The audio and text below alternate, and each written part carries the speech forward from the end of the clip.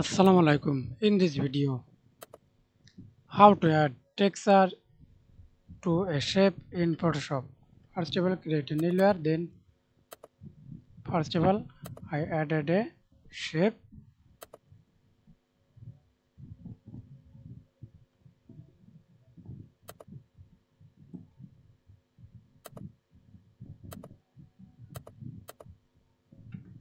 Hold Shift for fix size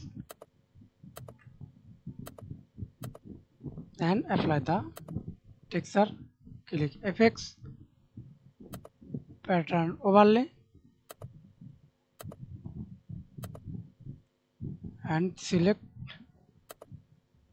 any texture.